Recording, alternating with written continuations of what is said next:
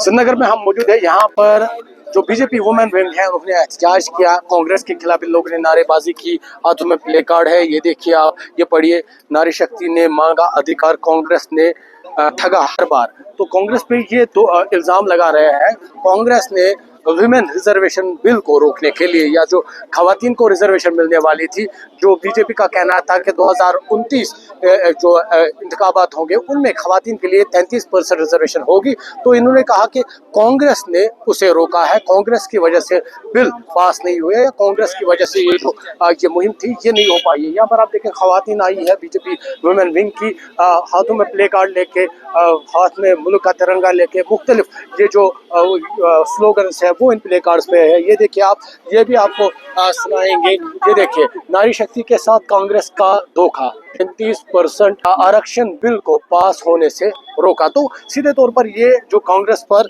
वार कर रहा है, कांग्रेस पर निशाना साध रहा है। हालांकि यहाँ पर ये प्रताप पार्क श्रीनगर में जमा हुए थे, इन्होंने कोशिश की जो कांग्रेस का ऑफिस है वहां तक मार्च करने की, वहां पर एहतजाज करने की, लेकिन इन्हें रोका गया है। अब इस पार्क में ही इन्होंने अपनी जो आवाज़ है, एहतजाज है, वो बुलंद किया। जैसे मैंने पहले ही कहा, इल्जाम आयद किए जा रहे हैं। यहाँ पर जो खवातीन बीजेपी वुमेन विंग की जो यहाँ पर अधिकारी है या इनके जो इंचार्ज है, इनसे भी बात करेंगे, इनका क्या कुछ कहना है। क्योंकि जैसे मैंने पहले कहा, भारी तादाद में जो खवातीन है बीजेपी वुमेन विंग की, वो यहाँ पर पहुंची थी और यहाँ पर इन्होंने एहतजाज अपना जो दर्ज किया। मुझे बताइए, आपने मार्च करने की कोशिश की, आपको रोका गया, क्या कहेंगे?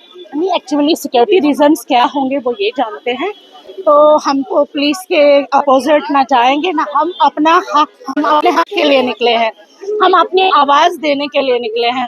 तो सब जानते हैं कि कांग्रेस क्या है, उनकी स्थिति क्या है, वो चाहते क्या है, वो महिलाओं को आगे आने नहीं देते हैं। मसला ये है। तो आप कांग्रेस पर इल्जाम लगा रहे हैं कि कांग्रेस की वजह से जो बिल पास हुई थी वो नहीं हो पाया? बिल्कुल बिल्कुल, कांग्रेस ने ही किया, और किसने किया? कांग्रेस ने ही। हम बहनों के बारे में वो कभी न सोचती, उनकी न सुनेंगे हम। तो हमारी यही एक मैसेज थी, जो हम बहनों को एक हक दिया गया था, जो हमारे प्रधानमंत्री नरेंद्र मोदी जी ने हम बहनों का जो हक रखा था, जो उन्होंने ये पार्लियामेंट सेशन में, जो आप देख ही सकते, 16, 17, 18 के जो 3 दिन हम महिलाओं के रचाइस में रखे गए थे, लेकिन कांग्रेस पार्टी ने और समाजवादी पार्टी ने जो वुमेन्स एंटी अलायंस चलाई यहाँ पे, जो उन्होंने हमारा हक रोका, हम उनसे यही आज यहाँ प्रोटेस्ट का जवाब मांगने आए थे। उन्होंने हम बहनों का इन 70 करोड़ जितनी महिलाएं, जितनी बहनें थी, उनका हक क्यों उन्होंने रोक के रखा? जो हमारे प्रधानमंत्री नरेंद्र मोदी जी ने जो एक विजन लिया था, हम महिलाओं को एक मौका दिया था पार्लियामेंट में बैठने का, अपनी बात रखने का, लेकिन ये लोग चाहते ही नहीं थे कि हम बहनें जो है वो आगे आए, वो अपनी हक की लड़ाई लड़े। देखिए, जब नारी शक्ति की बात आती है, विपक्ष भी रोकने की कोशिश कर रहा है, और कहीं ना कहीं यहाँ पर सरकार जो है वो विपक्ष की ही सरकार है। तो वो लोग तो हमें बाहर जाने नहीं देना चाह रहे, क्योंकि उनको लग रहा है कि हम एक लॉ एंड ऑर्डर खराब कर देंगे। ये तब इनका लॉ एंड ऑर्डर तक खराब नहीं होता था जब यहाँ पर पथराव होता था, लेकिन कुछ महिलाएं अगर बाहर जाना चाह रही है तो उनको रोका जा रहा है, ये बोलकर कि लॉ एंड ऑर्डर खराब हो जाएगा। जब नारी शक्ति अपना हक मांगती है तो उनको पार्लियामेंट और असेंबली में जाने से रोका जाता है। जब नारी शक्ति कहीं जाना चाहती है, अपना मार्च करना चाहती है, उनको वहां रोका जाता है। तो विपक्ष हमेशा यही चाहता है कि जो महिलाएं हैं वो एक कन्फाइंड जोन में रहें, वो एक बंद कर रहे हैं, बाहर खुले में ना आए, वो अपनी आवाज ना उठा पाए।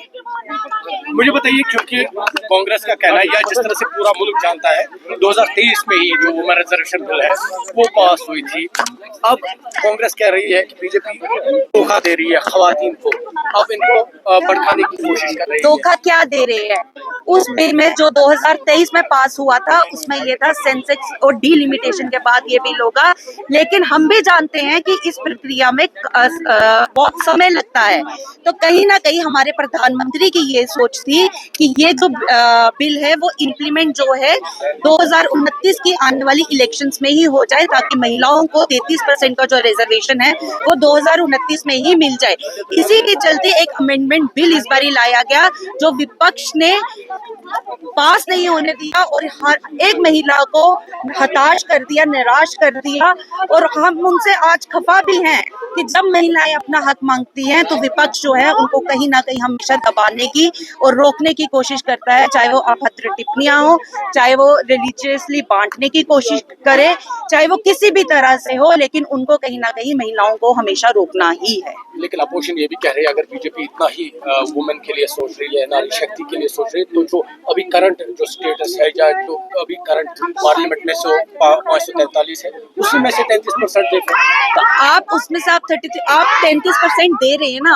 अब कांग्रेस लेकिन कहीं ना कहीं नॉर्थ वर्सेस साउथ की लड़ाई बनाना चाह रही है, तो कभी भी नहीं चाह रही है कि ये इम्प्लीमेंटेशन इस बिल की हो। आपने सुना किस तरह से इन खवातीन ने कहा कि कांग्रेस की वजह से इनको जो अधिकार मिलने वाला था, जो बीजेपी हुकूमत इनको अधिकार देने वाली थी, वो नहीं हो पाया। हालांकि इन्होंने कहा कि जो अपोजिशन खासकर कांग्रेस और समाजवादी पार्टी है, उन्होंने इस बिल को या जो मुहिम थी बीजेपी का या जो प्लान था बीजेपी का 2029 में वुमेन रिजर्वेशन को लागू करने का, वो नहीं हो पाया। तो इन्होंने यहाँ पर एहतजाज किया और एहतजाज के जरिए अपनी जो आवाज़ है वो बुलंद की, कांग्रेस के खिलाफ नारेबाजी की।